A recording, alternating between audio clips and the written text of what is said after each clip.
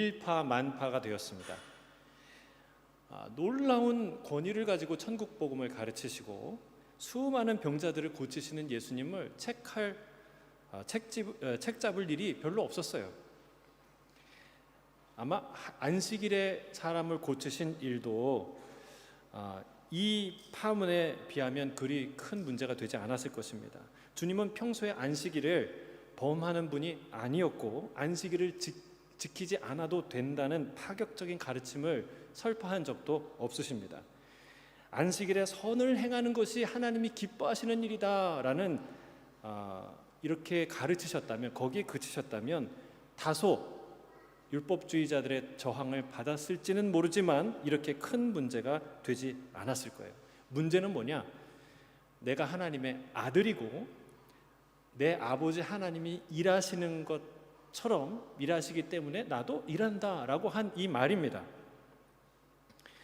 실은 이것은 주님께서 일부러 일으키신 파문이었습니다. 왜냐하면 거기에는 굉장히 중요한 복음의 메시지가 담겨있기 때문에 그렇습니다.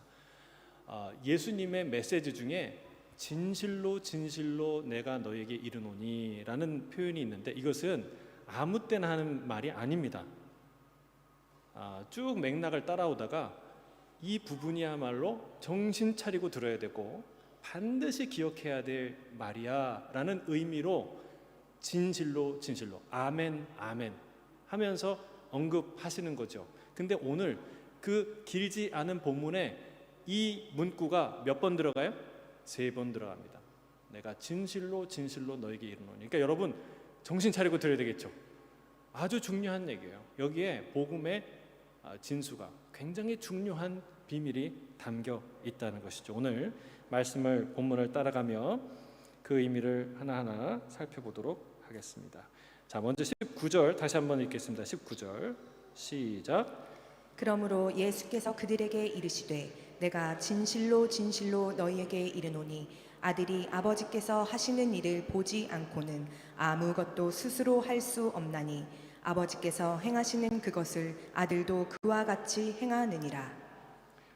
주님께서 첫 번째로 진실로 진실로 너에게 이른다라고 하면서 하신 메시지는 무엇입니까? 아들은 아버지께서 하시는 것을 그 일을 보지 않으면 스스로 아무것도 할 수 없다라는 말을 강조하셨어요. 자기 자신의 예수님의 말과 행동이 스스로 하지 않은 것임을 강조하는 거예요. 그러니까 예수님이 전하신 모든 말씀 그리고 행하신 이 일들이 그 근거가 자의적인 것이 아니라 다 하나님 아버지로부터 온 것임을 분명히 밝히는 것이죠. 그리고 이 메시지는요 30절에도 반복이 됩니다. 다음 주에 살펴볼 첫 번째 구절이죠. 거기에도 나는 스스로 할 수 있는 것이 없다라고 말합니다. 자, 이 말을 들으면 어떻게 들으면 이 말은 매우 소극적이고 그리고 수동적인 태도인 것처럼 들려요. 도대체 예수님은 주대도 없고 주관도 없고 의지도 없어서 누가 시키는 대로만 하는 로봇인가? 그런 존재인가? 그걸 의미하는가? 여러분 그렇습니까? 아니죠. 아니라면 왜 이런 말씀을 이렇게 힘주어 강조하셨는가? 거기에는 두 가지 의미가 있어요. 첫 번째는 뭐냐면 그런 메시지는요 내용보다 출처가 훨씬 중요합니다.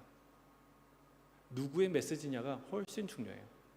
여러분 천사의 메시지처럼 들리는데 사실은 사탄이 보냈다. 그럼요 그 메시지는 쓰레기보다 못한 메시지예요. 아무리 아름답게 들려도 그건 쓰레기예요. 반대로 지옥에서 온 것처럼 정말 불편하고 괴롭고 힘든 메시지인데 그런데 그게 하나님이 보낸 메시지라면 그건 반드시 생명의 메시지인 줄 믿습니다. 여러분 누구의 메시지인가가 더 중요해요. 그래서 선지자는요 어떤 말을 하느냐보다 누구의 말을 하느냐가 중요합니다. 우리는 자꾸 내 귀에 들리고 이해가 되는 것은 하나님으로부터 온 말이고 내 귀에 듣기 싫은 말, 안 들리는 말, 이해가 안 되고 동의가 안 되는 말은 그 다른 사탄이 주는 메시지라고 생각하는 경향이 있어요. 그렇지 않다라는 겁니다. 주님은요 선지자들에게 이렇게 경고합니다. 너희가 다시는 여호와의 엄중한 말씀이라 말하지 말라라고 경고하십니다. 왜요? 그 당시에 많은 거짓 선지자들이 하나님이 말씀하지 않으셨음에도 불구하고 마치 하나님이 말씀하신 것처럼 자의적으로 전달했기 때문에 그렇습니다. 그래서 그런 말을 하는 자들은 주님이 이렇게 경고해요. 영원한 치욕과 잊지 못할 영구한 수치를 당할 것이다. 그러니까 여러분, 하나님이 이렇게 말씀하셔. 이런 말을 주의 깊게 하라는 거예요. 제가 예언 사역을 다 부정하는 게 아니에요. 그러나 예언 사역의 위험성이 그 안에 있어요.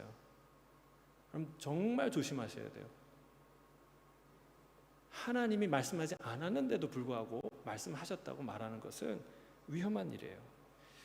자, 그래서 내가 스스로 말할 수 없고 스스로 행동할 수 없다는 건 뭐예요? 이 출처가 아버지로부터 온 것이다. 그걸 어떻게 설명하냐면 마치 아버지의 가업을 잇는 아들의 이야기처럼 자기를 소개합니다. 당시 대개 가업은요, 대를 이어 전수되었습니다. 목축도 그리고 농사도 상업뿐만이 아니라 목수나 제단사나 대장장이나 뭐 기타 등등 이런 기술직들도 다 그랬습니다. 예수님도 목수셨죠. 그래서 목수인 아버지 요셉으로부터 대패질하는 거, 톱질하는 거, 못을 어떻게 박는지, 나무를 어떻게 다루는지에 대한 그 기술을 전수받았던 것이죠. 이거를 도제 시스템이라고 그래요. 도제. 그러니까 1대1로 스승과 제자가 오랫동안 관계를 맺으며 함께 일하면서 하나씩 가르쳐주는, 제자 삼는 일을 도제라고 하는데, 이런 긴밀한 관계를 통해서 그 가문의 독특한 기술 그리고 독특한 비법, 어떤 광고에 그런 문구가 있잖아요. 며느리도 몰라, 아들도 몰라, 아무도 몰라. 그런 비법을 아들에게, 다음 세대에게 전수되는 것이죠. 그런 의미에서 아들은 매우 독점적이고 배타적인 지위를 얻게 됩니다. 예수님이 그러셨습니다. 누구도 알 수 없는 하나님의 아들만 알 수 있는, 그리고 누구도 대신할 수 없는 하나님의 아들만 행할 수 있는 비밀과 역할을 아버지로부터 받게 된 것이죠. 그게 20절 내용입니다. 같이 읽겠습니다. 20절 시작. 아버지께서 아들을 사랑하사 자기가 행하시는 것을 다 아들에게 보이시고 또 그보다 더 큰 일을 보이사 너희로 놀랍게 여기게 하시리라. 내가 스스로 할 수 있는 것이 아무것도 없다라는 이 말은 다른 의미는 뭐냐면 하나님과 나는 하나다, 하나 되었다라는 뜻이에요. 아버지와 아들은, 하나님과 예수님은 사랑으로 하나 되셨습니다. 그래서 자기가 행하시는 모든 것을 다 아들에게 보이신 거예요. 뭘 보이셨어요? 전부를 다, 숨김없이. 사랑이란 뭐냐? 사랑이란 숨김없이 보여주는 것이 사랑입니다. 태초에 아담과 하와가 그랬어요. 벌거벗었으나 부끄러워하지 않았어요. 있는 그대로 서로를 사랑한 거예요. 숨김없이 사랑한 것입니다. 여러분, 사랑한다고 하는데 비밀이 산더미처럼 많아. 캐도 비밀이야. 여러분, 그거는 그 사랑한다는 말의 진정성을 의심해 볼 필요가 있습니다. 사랑하는 사람에게는 자신의 아픔도, 그리고 기쁨도, 자랑도, 부끄러움도 고백하고 싶어요. 그 내면의 깊은 생각과 감정을 공유하는 만큼 서로 하나됨을 더 정말 간절히 느끼게 하는 것은 많지 않습니다. 여러분, 저는 물론 원수를 사랑하라 그래갖고 원수에게 다 비밀을 얘기하라 이런 얘기 아니죠.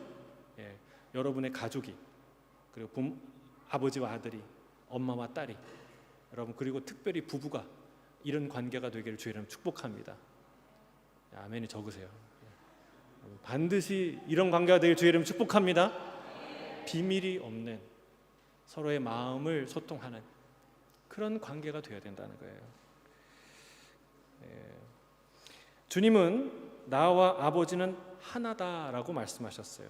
그래서 사람들은 예수님이 자신을 하나님과 동등되게 여기신다라고 생각한 거예요.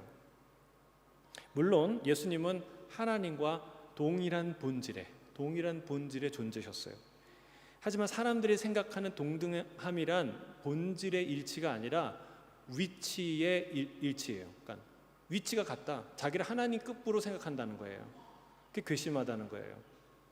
여러분, 이 동등함이라는 것은 그런 의미에서 우상숭배적인 의미를 갖고 있습니다. 아담과 하와가 선악과를 따먹은 이유는 무엇입니까? 그것은 하나님과 동등해지고 싶어서, 같아지고 싶어서 선악과를 따먹은 거예요. 그게 죄의 본질이에요. 모든 죄악과 타락과 우상숭배는 그런 교만에서 나옵니다.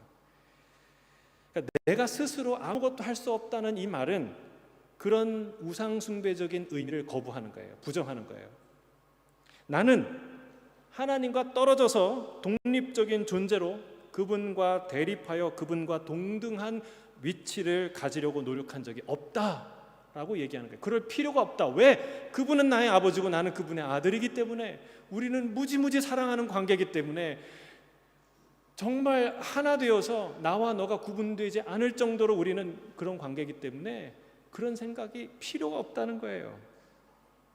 나는 아버지가 신뢰하는 사랑하는 아들이고 그분은 내가 목숨처럼 존중하고 사랑하는 아버지라는 고백이 바로 이거예요. 내가 스스로 아무것도 할 수 없다. 예수님과 하나님은 그렇게 하나 되셨습니다. 근데 이게 얼마나 아름다운 하나예요. 여러분, 이 하나됨은요 세상에 존재하지 않아요. 성경에 이렇게 우리가 가르치는데요, 이 의미를 우리가 잘 몰라요. 그러니까 삼위일체가 너무 어렵고 심오한 이유가 그거예요. 우리는 이 땅에서 한 번도 그거를 경험해 본 적이 없고 이해할 수 없는 관계이기 때문에 그렇습니다. 여러분, 우리는 이 아버지와 아들, 성경에서 보여주는 지금 예수님이 증언하시는 아버지와 아들 관계의 온전한 하나됨을 이해할 수도 경험할 수도 없어요. 왜 그렇습니까? 죄인이기 때문에. 물론 저보다 훨씬 좋은 아버지가 계시더라고요. 그 어떤 아버님은 제가 얘기해 보니까 일주일에 한 번씩 자녀들하고 아들들하고 서핑을 간대요. 1년에 한 번씩이 아니라 매주 일주일에 한 번씩. 그런 아버지 계세요? 얼마나 멋있어요. 참 호주의 삶을 아름답게, 이 가정을 아름답게 섬기는구나. 근데 그런 관계일지라도 주님이 오늘 얘기하시는 이 아버지와 아들 관계의 완전한 일치와 하나됨은 이해할 수가 없어요. 왜요? 우리 안에는 죄가 있기 때문에. 우리는 탕자처럼 아버지를 나름대로 좋아하고 존경할지는 모르지만 아버지의 재산을 훨씬 더 사랑하는, 아버지보다 더 사랑하는 탕자와 같은 존재예요. 그러면 첫째 아들은 아버지를 사랑해서 집을 안 떠났나? 아니죠. 아닌 걸 알 수 있죠. 죽다 살아온 그 아들을 보고 기뻐하는 아버지와 함께 기뻐할 수 없는 거예요. 그런 죄성이 우리 안에 있기 때문에 이걸 알 수가 없어요. 우리 안에 있는 죄성은 내 뜻이 아닌 누군가의 뜻에 순종하거나 복종하는 것을 죽기보다 싫어합니다. 이게 죄의 얼굴입니다. 실체예요. 그러니까 하나님 뜻대로 산다고 말하면 자동적으로 무슨 생각하냐면 우리가 로봇이냐 이 생각을 하는 거예요. 우리가 인형이냐 꼭두각시냐 그런 존재를 떠올리게 되는 거죠. 이 하나됨의 아름다운 관계를 이해 못하는 거예요. 여러분, 나는 아무것도 스스로 할 수 없다는 말은 답답함이나 무기력을 호소하는 게 아니에요. 어쩔 수 없이 이런 거 하는 거거든, 이런 얘기가 아니라는 거예요. 단언컨대 사랑하는 성도 여러분, 한 인간이 가장 많은 자유를 누리고 가장 자기 실현에 충실한 상태는 예수 그리스도 안에 있을 때, 그리고 하나님 아버지의 뜻대로 살 때 그는 그러한 자유와 자기 실현을 누릴 줄로 믿습니다. 여러분, 물고기는요 물 안에 있을 때 자유를 누리는 거예요. 꽃은 탁월한 정원사를 만나야 최고로 아름다운 꽃을 피는 거예요. 여러분, 정원사가 바뀌었어요. 왔어요. 나는 정원사가 하라는 대로 하고 심겨지는 대로 심어 있는 존재구나. 그렇지 않아요. 여러분, 탁월한 정원사를 만난 꽃은 자기 인생에 필 수 있는 가장 아름다운 꽃을 핍니다. 왜요? 정원사는 이 식물에 대한 많은 지식과 애정과 열정을 갖고 있거든요. 벌레를 잡아주고 그 주변에 있는 잡초를 제거해주고 그리고 이게 언제 꽃이 필지, 또 어디 위치에 있어야 돋보일지 잘 알기 때문에 그 정원사, 탁월한 정원사를 만난 꽃은 자기 인생의 가장 아름다운 꽃을 피는 거예요. 근데 우리는 하나님 뜻대로 행한다 그러면 내 인생은 완전히 희생되고 그냥 하나님이 질질 강아지를 목줄에 끌고 다니는 것처럼 나를 끌고 다닐 거라고 생각해. 이게 다 뭐냐면 죄에서 오는 무지와 착각과 어리석음이라는 거예요. 여러분, 우리는 하나님을 만날 때 가장 행복해요. 가장 놀라운 자유를 경험하고 가장 위대한 자기 실현을 경험하게 될 줄로 믿습니다. 그래서 예수님이 이런 기도를 하는 거예요. 요한복음 17장 23절에 이게 예수님의 간절한 바람이었어요. 하나됨. 자, 같이 읽겠습니다. 시작. 곧 내가 그들 안에 있고 아버지께서 내 안에 계시어 그들로 온전함을 이루어 하나가 되게 하려 함은 아버지께서 나를 보내신 것과 또 나를 사랑하신 같이 그들도 사랑하신 것을 세상으로 알게 하려 함이로소이다. 야, 얼마나 멋진 고백이에요. 예수님의 기도였어요. 뭐요? 하나됨. 내가 너희 안에, 주님이 우리 안에, 그리고 하나님 아버지가 그 주님 안에 계셔서 우리가 온전하여지고, 그리고 우리가 하나가 되는 거예요. 예수님과 하나님과 성령님과 그리고 우리들과 하나가 되는 거예요. 그래서 뭘 알게 하려고요? 하나님이 아들을 보내셨구나라는 것을 알고, 이걸 위해서, 그리고 세상이 우리의 하나됨을, 하나님과 하나됨, 성도가 하나됨을 알게 하려고 주님이 기도하시는 거예요. 그게 목적이라는 거예요. 그게 예수님의 소원이라는 거예요. 할렐루야. 이 하나됨이 얼마나 영광스럽고 아름다운 것인지 아시겠습니까? 얼마나 위대한 건지. 주님 안에서 하나 되는 저와 여러분이 되시길 주의 이름으로 축복합니다. 이런 하나됨과 친밀함을 날마다 누리시길 주의 이름 축복합니다. 자, 주님은 그보다 더 큰 일을 보이실 거라고 말씀하세요. 38년 된 병자 하나를 고치는 정도가 아니라, 그것도 놀라운 기적이지만 아들을 믿는, 아들을 공경하는 모든 자를 다 살리시는 그 구원의 역사를 너희가 보게 될 것이다 라는 이야기죠. 자, 21절 22절입니다. 같이 읽겠습니다. 시작. 아버지께서 죽은 자들을 일으켜 살리심 같이 아들도 자기가 원하는 자들을 살리느니라. 아버지께서 아무도 심판하지 아니하시고 심판을 다 아들에게 맡기셨으니. 자, 아버지가 하시는 대로, 아버지께 본 대로, 아버지께서 맡기신 대로 하는 이 두 가지 일이 있는데, 그게 뭐예요? 첫 번째는 생명을 주는 일, 살리는 일이에요. 잘 기억하세요. 살리는 일이에요. 여러분, 예수님은 어떤 분이에요? 살리는 분이에요. 두 번째는 뭐예요?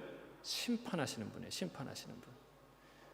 자, 이 두 가지 기억하세요. 자, 주님은 어떤 분이라고요? 살리는 분. 시작. 생명을 주십니다. 두 번째는 심판하십니다. 이게 하나님의 아들, 모든 권세를 위임받은 그 아들이 하시는 일이에요. 근데 이 두 가지는 사실은 굉장히 연결된 거죠. 죽일 권한이 있으니까 그를 살리는 거예요. 살릴 권한이 있으니까 죽일 수 있는 거예요. 마치 물건을, 내가 주인이 물건을 살 수도 있고 팔 수도 있어야 거래를 할 수 있듯이, 판사가 유죄 판결을 내리기도 하고 무죄 판결을 내릴 수도 있어야 판결을 내릴 수 있듯이, 여러분, 살리고 심판하시는 것은 다른 역할 같지만 연결되어 있는 하나의 일이라는 것을 알 수 있습니다.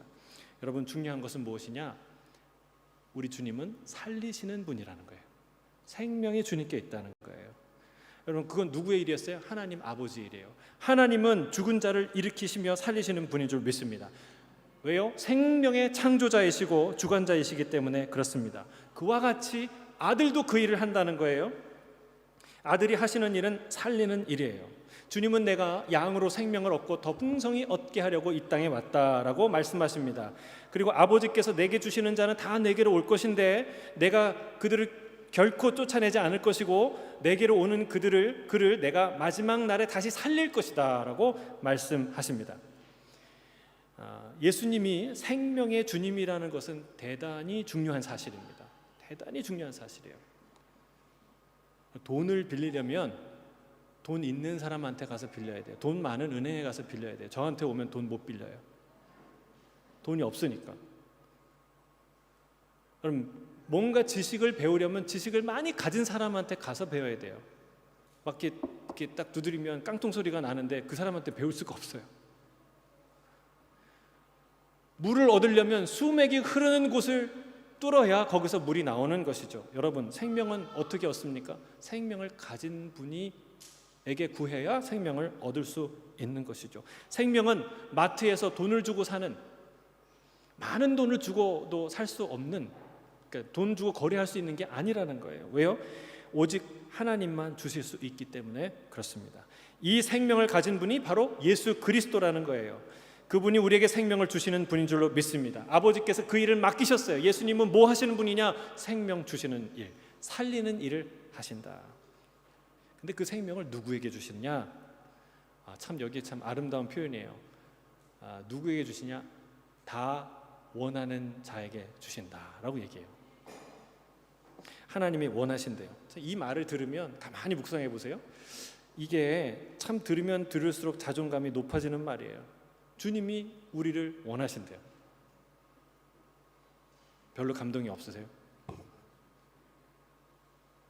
여기에 우리 찬양 인도를 아주 탁월하게 하시잖아요. 우리 찬양 인도자. 근데 너무 탁월하게 해갖고, 그러니까 누가 원하는지에 따라서 그 사람의 몸값이 가치가 결정돼요.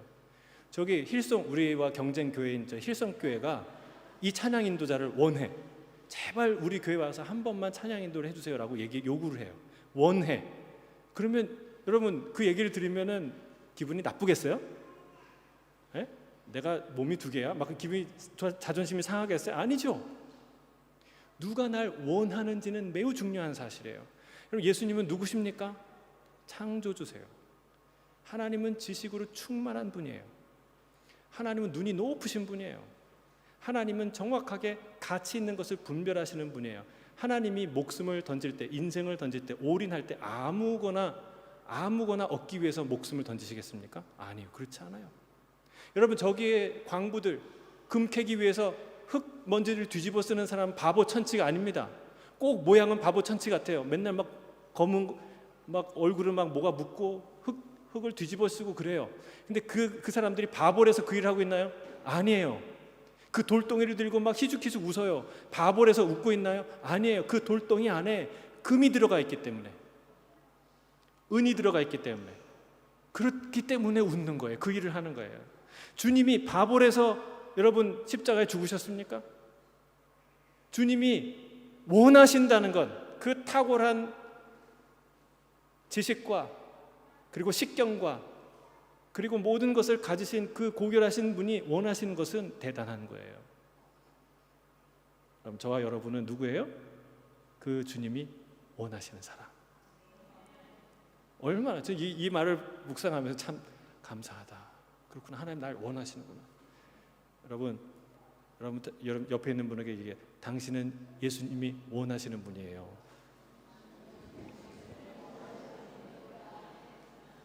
얼마큼 원해요? 목숨을 줄 만큼. 여러분 이거를 잘 묵상하세요. 가만히 묵상하세요. 그러면 여러분 우울증 떠나요. 자존감이 다 회복이 돼요. 내가 그렇게 중요한 사람이구나. 하나님 원하신대요. 근데 그 원하시는 사람을 살려요. 자, 또 아들에게 맡겼다는 이 표현도 우리가 생각해 볼 필요가 있어요. 하나님이 아들에게 맡겼다는 건 손 털었다는 뜻입니까? 야, 얘다 너나 해라. 그리고 손 털었다는 얘기가 그렇지 않습니다. 팔짱을 끼고 지켜보겠다는 것이 아닙니다. 아들을 통해서 아들과 함께 일하겠다는 뜻이에요. 자, 요한복음 오늘 본문 23절에 같이 읽겠습니다. 시작. 이는 공경하는 것 같이 아들을 공경하게 하려 하심이라. 아들을 공경하지 아니하는 자는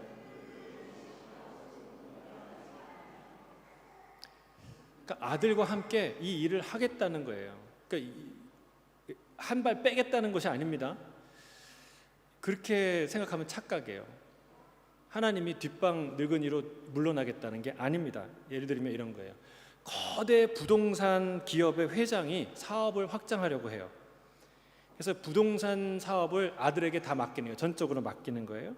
그리고 본인은 새롭게 금융업에 이제 금융업을 본격적으로 키우려고 하고 있어요.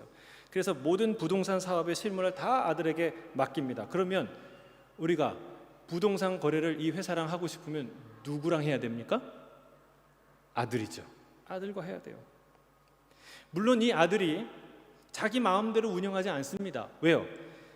아버지를 무척이나 존경하고 사랑하기 때문에 그 아버지의 기업 정신을 존중하고 사랑하고 이 기업을 사랑해요. 아무렇게나 자기 마음대로 하진 않아요.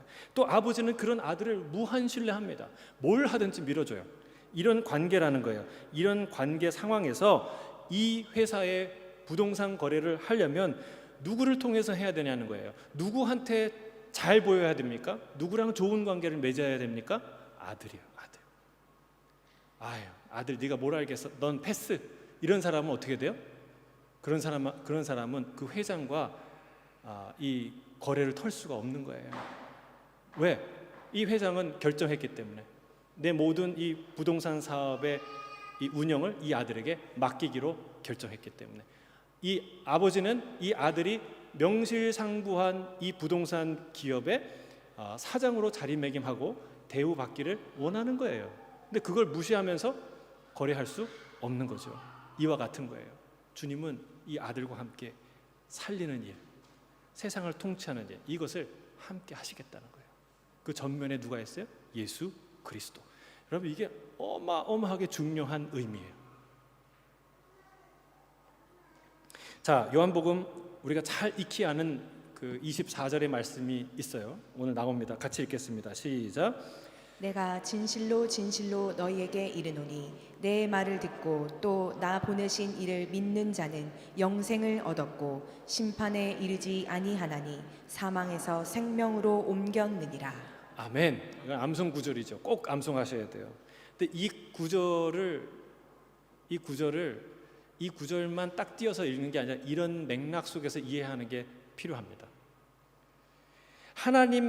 아버지 하나님께서 아들을 사랑하셔서 그에게 다 보여주시고 아버지께서 하는 일, 그 일을, 즉 사람 살리는 일과 심판하시는 일을 다 그 아들에게 맡겼다는 거예요. 그리고 그 아들은 자신을 공경하는 자를 살린다는 거예요. 이런 맥락 때문에, 이유 때문에 예수를 믿는 것이 중요한 이유입니다. 주님을 찬양하고 예배하는 이유가 여기에 있어요. 주님이 정확히 예수 그리스도라는 분이 어떤 분이신지를 알려면 복음을 알면 예수를 알아야 되는데 예수가 어떤 분이신지 알려면 바로 이 맥락을 이해해야 된다는 거예요. 여러분, 24절에 의하면 무엇이 아들을 공경하는 거예요? 거기에 보면 이렇게 표현되어 있어요. 내 말을 듣고라고 얘기했어요. 그분의 말을 듣는 것이 그분을 공경하는 거예요. 자, 이 듣는다는 말은 단순히 히어링입니까? 여기에 제 말이 안 들리는 사람이 하나도 없어요. 그렇죠? 그러나 어떤 사람은 듣고 어떤 사람은 듣지 않아요. 왜요? 리스닝이에요. 리스닝. 듣는다는 건 귀 기울여 듣는다는 거예요. 근데 그냥 귀 기울여 들으면 다 끝인가요? 그렇지 않습니다. 단순한 리스닝이 아니에요. 주님은 나를 사랑하는 자는 내 계명을 지킨다. 내 음성을 듣고 내 계명을 지킨다고 말씀하셨어요. 청종한다는 거예요. 순종하며 따른다. 듣고 순종하며 따른다는 것이죠. 바로 그것이 꼭 순종하며 따른다는 나를 공경하는, 신뢰하는 행동입니다. 주님은 그런 사람에게 뭘 주세요? 생명을, 영생을 주신다는 거예요. 여러분, 이것보다 더 명확하고 그리고 합리적이고 쉬운 복음이 어디 있겠습니까? 그런 구원의 길이 어디 있겠습니까? 하나님은 우리에게 이런 놀라운 길을 열어 주셨습니다. 영생이란 심판에 이르지 않는 삶이죠. 사망에서 생명으로 완전히 옮겼기 때문에 그렇습니다. 이사를 가서 혹은 이민을 가서 거주지가 완전히 바뀐 것이죠. 아버지의 아들 안에 있는 자는 사망이 아니라 영생 안에 있는 줄로 믿습니다. 우리 이사한 거예요. 우리가 이민하였듯이 우리는 생명 안에 거한다는 사실입니다. 자, 25절부터 그 예수님의 어마어마한 권위가 다시 한번 선포됩니다. 25절 같이 읽을게요. 시작. 진실로 진실로 너희에게 이르노니 죽은 자들이 하나님의 아들의 음성을 들을 때가 오나니 곧 이 때라. 듣는 자는 살아나리라. 죽은 자들이 하나님의 아들의 음성을 들을 때가 오는데 바로 지금 이때라는 거예요. 여러분, 이 말은 아무 때나 할 수 있는 말이 아닙니다. 예를 들면 우크라이나와 러시아 전쟁이 지금 1년 넘게 진행되고 있는데 딱 가서 이렇게 얘기하는 거예요. 우크라이나와 러시아 전쟁이 끝날 때가 오는데 곧 이때라 라고 누가 선언했다고 생각해 보세요. 이런 선언을 누가 할 수 있습니까? UN 총장도 그런 선언 못해요. 그렇죠? 미국 대통령도 감히 그런 선언 못해요. 누구만 할 수 있느냐? 이런 선언을 하는 거예요. 또 감히 그런 선언 못해요. 누구만 할 수 있느냐? 이런 선언을 하는 거예요.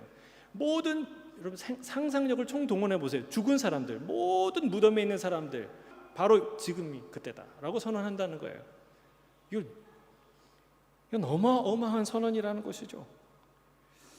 여러분, 이거는 예수님만 하실 수 있는 선언입니다. 마치 요한계시록에서 능히 아무도 뗄 수 없는 봉인된 두루마리의 그 인을 떼신 죽임당한 어린 양의 모습을 오늘 이 본문 속에서 볼 수 있게 되는 것이죠. 여러분, 물론 이 말씀은요, 미래의 어떤 순간에 완성될 사건을 의미하기도 합니다. 그럼에도 불구하고 주님은 지금이 곧 그때라고 단언하시고 선언하십니다. 무슨 말입니까? 우리 주님은, 예수님은 역사와 시간의 주관자란 뜻이에요. 예수님께는 미래도 현재적으로 존재한다는 거예요.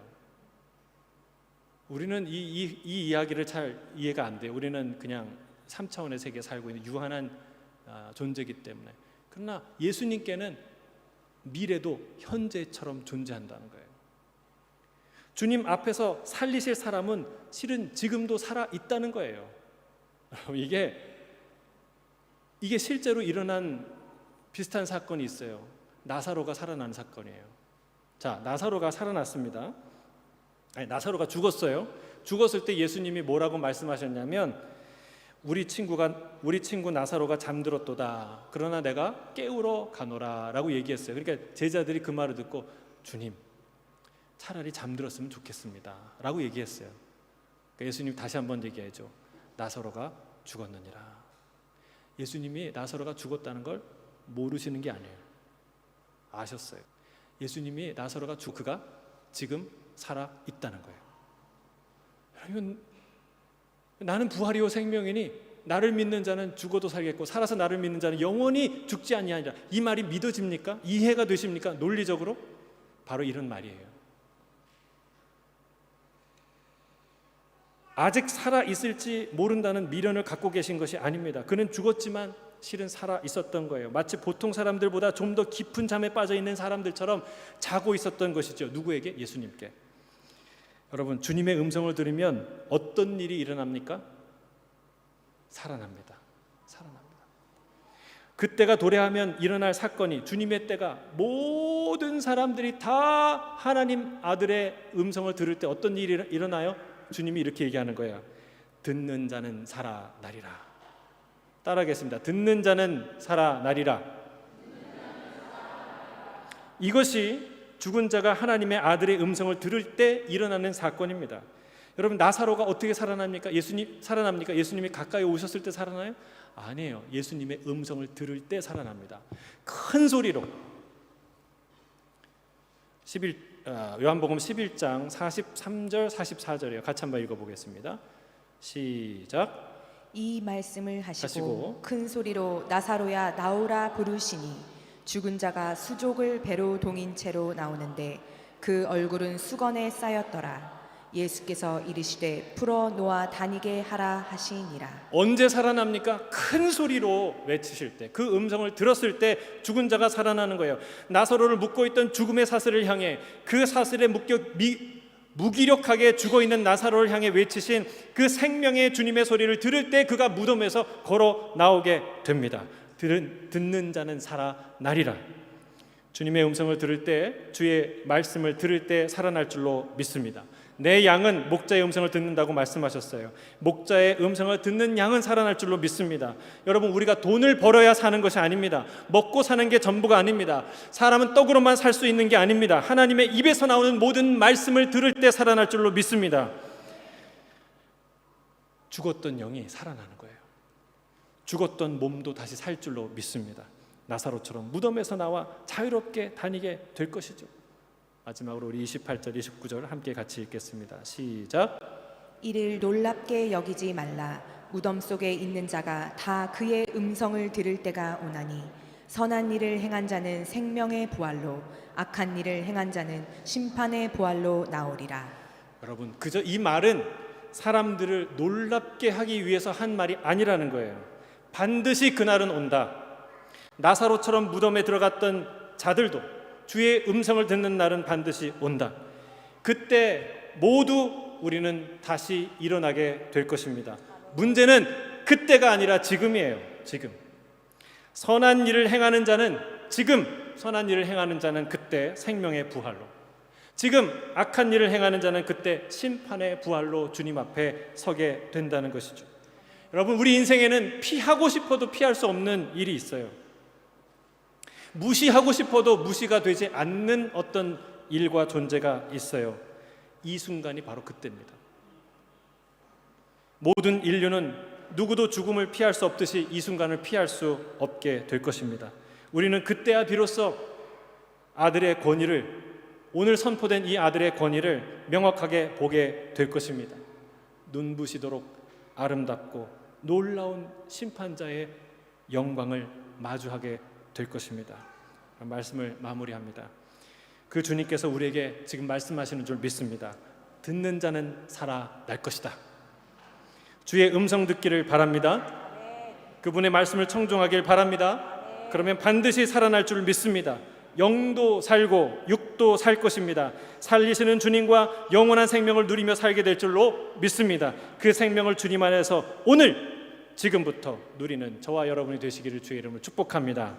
아멘. 함께 기도하겠습니다.